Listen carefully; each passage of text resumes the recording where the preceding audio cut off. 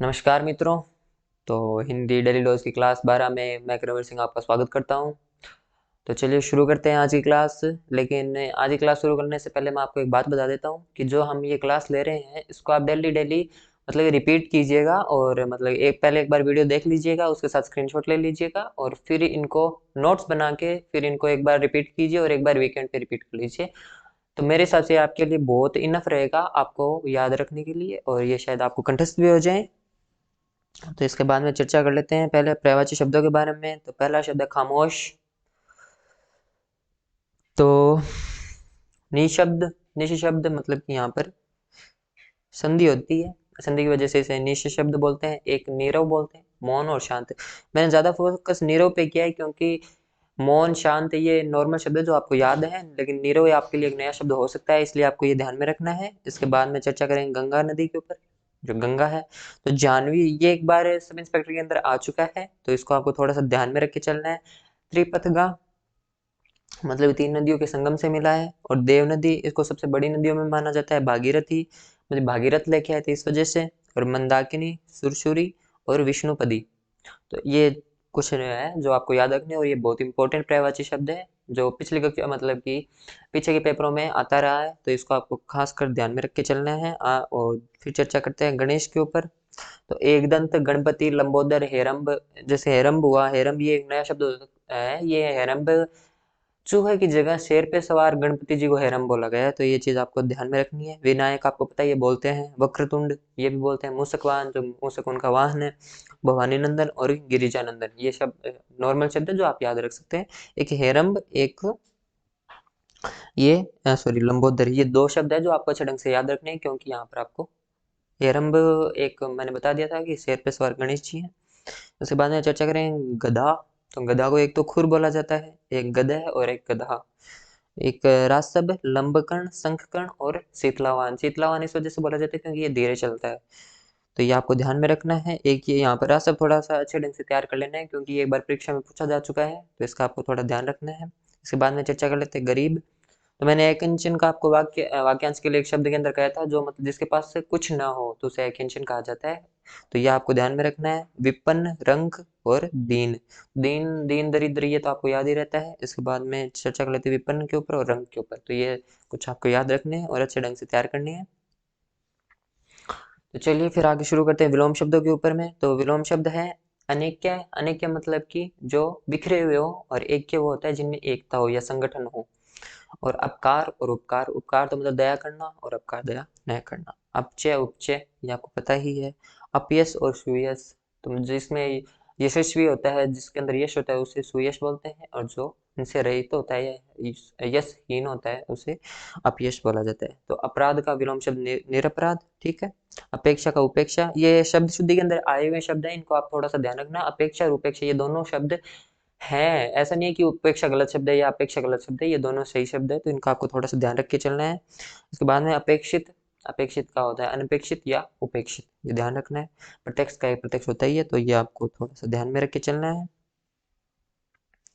इसके बाद में चर्चा कर लेते हैं अनेकार्थी शब्दों के ऊपर। तो पहला शब्द द्विज। तो द्विज मैंने आपको पहले ही समझाया था कि द्विज हाथी को भी बोला जाता है, द्विज पक्षी को भी बोला जाता है, ब्राह्मण को बोला जाता है, चंद्रमा। और ये द्विजन्मा मतलब कि वे चीजें तो दो बार जन्म लेती है, जैसे ब्राह्मण लेता है, पक्षी लेता है, दांत दांत एक बार 5-6 साल में आता है, फिर मतलब 3-4 साल के अंदर पहले दांत आते हैं वो टूट जाते हैं, फिर दोबारा नए दांत आते हैं। चंद्रमा, चंद्रमा मतलब ये पूर्णिमा से लेके मतलब एकम से लेके पूर्णिमा तक एक बार छोटा हो जाता है, फिर दोबारा जन्म लेता है, फिर एकम से पूर्णिमा दोबारा जाता है।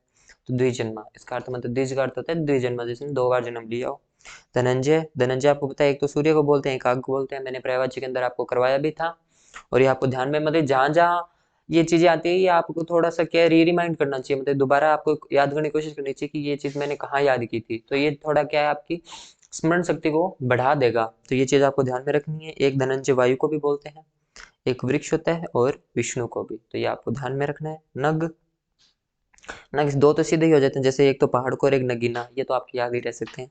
आपको याद रखने हैं पदार्थ, वृक्ष और जड़, ये तीन शब्द अच्छे ढंग से याद कर लेने हैं। इनके और भी अनेक शब्द अनेकार्थी शब्द आपको मिल जाएंगे, तो ये आपको थोड़ा सा क्या है एकदम संकेत के रूप में तैयार कर लेना है। बार बार रिपीट करेंगे, बार बार इनका स्मरण करेंगे, तो ये आपके अच्छे तरीके से कंठस्थ हो जाएंगे। चलिए फिर शुरू करते हैं। इसके बाद में वाक्यांश के लिए एक शब्द। तो पहला है जो विधान या नियम के विरुद्ध हो, तो ये तो सीधा ही है कि विधान के नियम तो वो असंवैधानिक होगा, तो ये चीज आपको ध्यान में रखनी है। असंवैधानिक। जिस पर हमला किया गया हो, तो जिस पर हमला किया हो यहाँ, जैसे यूक्रेन, यूक्रेन पर रूस ने हमला किया था, तो यहाँ पर यूक्रेन कौन है? आक्रांत है जिस पर हमला हुआ है। और जिसने हमला किया हो, और आक्रांता कौन है? आक्रांता रूस है, क्योंकि रूस ने यूक्रेन पे हमला किया। जिस पर हमला किया गया हो या जिस पर हमला हुआ हो उसे बोलेंगे आक्रांत, और जिसने किया हो उसे बोलते हैं आक्रांता। तो ये आपको ध्यान रख के चलना है। किसी बात पर बार बार मतलब कि जोर दे के कुछ बात करना, मतलब कि आग्रह करना किसी से। आमतौर पर फिर ये मतलब कि अपने जो स्टूडेंट होते हैं जो सरकारी नौकरियों की तैयारी कर रहे हैं, वो हमेशा आग्रह की स्थिति में ही रहते हैं। और जब वो आग्रह नहीं मानते तो फिर उसको क्या बोलते हैं आगे? भाई आंदोलन की स्थिति भी पैदा हो जाती है। तो आग्रह और आंदोलन, ये थोड़ा दो चीजों में आपको ध्यान में रखना है।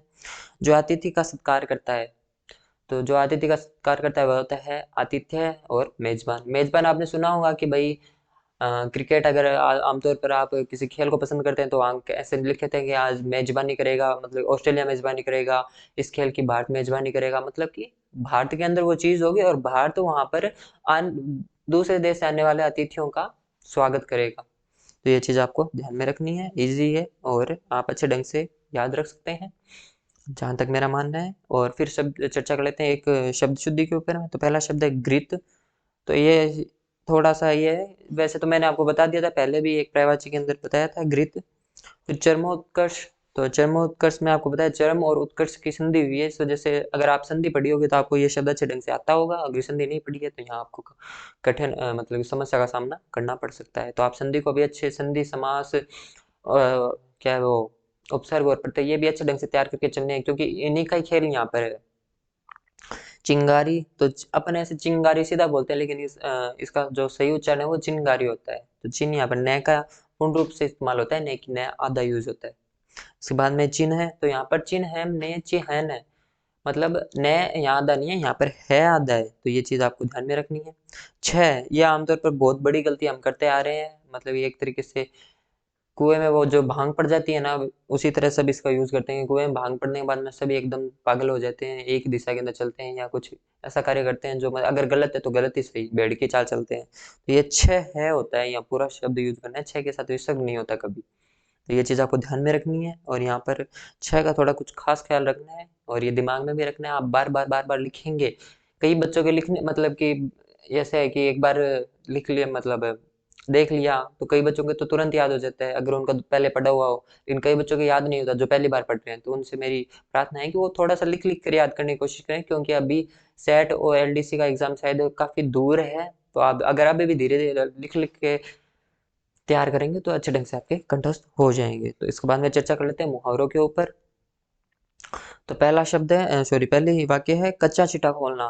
तो आमतौर पर कच्चा चिट्ठा खोलना मतलब किसी कमजोरी को विस्तार से बताना, या कुछ उनके कुछ अपराध किए हों तो उनका उनका मतलब कि खुलासा कर देना हो या उनका विस्तार कर देना। आमतौर पर जैसे भाई अभी पीछे एक वीडियो वायरल हुई थी, जो शायद मंत्री थे दिल्ली सरकार के अंदर, वो जेल के अंदर बैठ के जो वहाँ के कारावास के जो अपराधी थे उनसे पैर दबा रहे थे। तो मतलब उनका एक तरीके से वायरल कर दी गई वीडियो, मतलब उनका कच्चा चिट्ठा खोल दिया गया, उनकी जो अपराध किए गए थे या जो वो कोई गलत काम कर रहे थे तो उसका उन्होंने खुलासा कर दिया। तो ये चीज आप याद रख सकते हैं।